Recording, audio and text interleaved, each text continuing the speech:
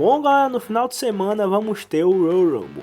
Então eu resolvi trazer uma lista falando a respeito dos melhores vencedores do Royal Rumble. Como critério de escolha, eu peguei os nomes que eles tiveram alavancado em sua carreira após vencer o Royal Rumble. Antes de começar, claro, gostaria de pedir a vocês que deixar seu like no vídeo e você que não é inscrito no canal, se inscreva. E já abrindo a lista, eu vou colocar o Rey Mysterio. O nosso menino Rey é um dos superstars com o feito de vencer um Royal Rumble entrando na segunda posição. E naquela época existia aquela famosa fala de que o baixinho não tinha como se destacar, que quando fosse alguém mais alto ele perderia. E então ele vai e vence esse Royal Rumble.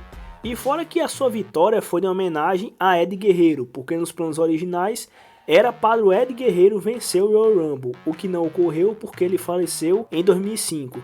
E na virada do ano, o Rey Mysterio vence o Royal Rumble em homenagem ao seu amigo. Essa sua vitória deu direito a ele disputar um Mundial, e foi o Mundial que estava com Kurt Angle. Só que ele não enfrentaria apenas o Kurt Angle, que por si só já era uma pedreira. Ele voava naquela época. Além disso, ele também iria enfrentar o Randy Orton, que eu nem preciso dizer nada. Então seria o Rey, que havia ganho o Royal Rumble, o Orton e o Kurt Angle, que era o campeão. Rey fisicamente era o mais fraco dali, até em questão de conquistas ele estava abaixo comparado com os dois. E daí ele vence esse combate e ganha o Mundial, e o cara que era visto como alguém das tags e mais fraco fisicamente, provou o seu talento e capacidade. Em terceiro lugar, eu vou colocar o gigante escocês Drew McIntyre, porque assim, antes dele vencer o Royal Rumble de 2020, ele vinha em uma baixa, perdendo para Roman Reigns, sendo guarda-costas de Shane McMahon e muitas vezes até pipocando. Eu não vou negar que ele tinha um certo favoritismo a vencer esse Royal Rumble, ele até tinha, mas na maioria dos casos que vi apostando nele, o Drew estava correndo por fora, sendo completamente ofuscado por Roman Reigns, pois o Roman era tido como favorito. Daí ele ganha esse Royal Rumble e ainda por cima eliminando o Roman no final. Então tipo, o público foi a loucura na arena.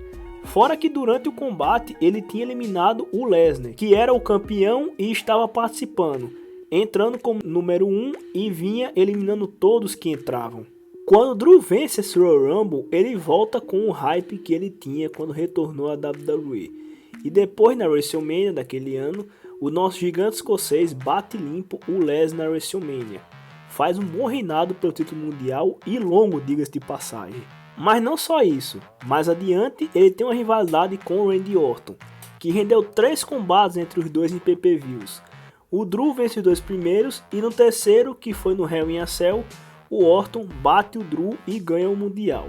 Aí todo mundo pensou que o Orton ia levar até a WrestleMania, que ia enfrentar o Edge, mas não, logo na revanche que o Drew recupera o cinturão no Monday Night Raw e inicia um segundo reinado. E inclusive no dia que esse vídeo está saindo, ele é o atual WWE Champion. Na segunda posição, eu vou colocar o Chris Benoit. Por que ele? Porque o Chris Benoit é um dos superstars que tem o feito de vencer o Royal Rumble entrando na primeira posição. Ele não foi o primeiro foi o HBK. Mas o Chris Benoit foi muito marcante, pelo fato dele ter sido o segundo a fazer isso e pelo fato dessa vitória ter levantado em muito a carreira dele. Porque o Benoit, apesar de talentoso, era visto muito como um nome de midcard e às vezes das duplas. E esse feito elevou muito o seu patamar, porque além do feito de vencer o Royal Rumble entrando em primeiro, ele fez um grande combate triplo, que além dele estavam presentes HBK e Triple H, que era o campeão. Aí depois ele vence o Mundial, tem uma comemoração grande, o próprio Eddie Guerreiro que também já tinha ganhado o outro Mundial naquela época. Os dois eram muito amigos e aí ele foi e se abraçaram e tudo. E foi uma comemoração muito grande, até porque foi um grande feito do Chris Benoit.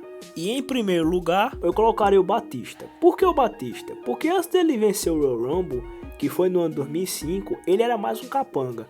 Dos membros da Evolution, que ele fazia parte na época, Batista era o menos desenvolvido.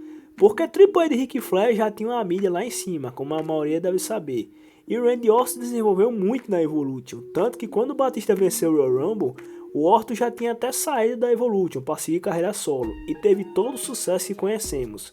Mas o Batista, dentre os 4 membros, era o menos desenvolvido. Daí ele vence o Royal Rumble de uma maneira controversa para muitos, porque no final sobrou ele e o John Cena, Os dois caíram fora do ringue, os juízes vieram, foi aquela confusão toda, e o Vince McMahon reiniciou o combate, e daí o Batista venceu.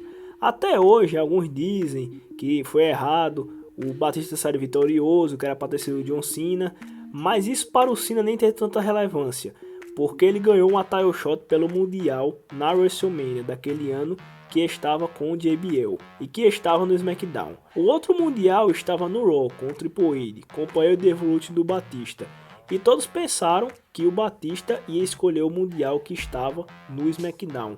O pior de tudo é que eles enganaram direitinho os fãs, porque já existia uma alta probabilidade do Batista escolher o Mundial do JBL, que estava no SmackDown.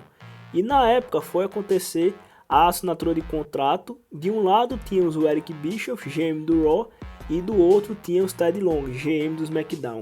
E também Triple H e Ric Flair acompanhando o Batista. E para completar esse pano de enganação, o Ted Long fez uma proposta impecável ao Batista. Ele falou da grandeza do cinturão, os nomes que já seguraram aquele título e que se fosse para o SmackDown, Batista teria privilégios.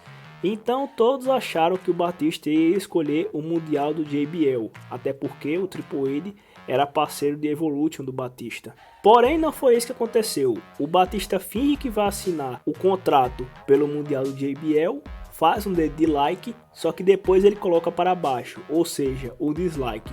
Daí ele ataca o Triple H, ataca o Ric Flair e assina o contrato pelo Mundial do The Game, saindo assim da Evolution, se tornando desafiante pelo Mundial do Triple H e tornando babyface. E a partir disso, a carreira do Batista decolou de uma forma imensurável, porque depois ele vence o Triple H na WrestleMania e tem a carreira que todos conhecemos e vira o nome Batista, que a gente sabe hoje de toda a sua história.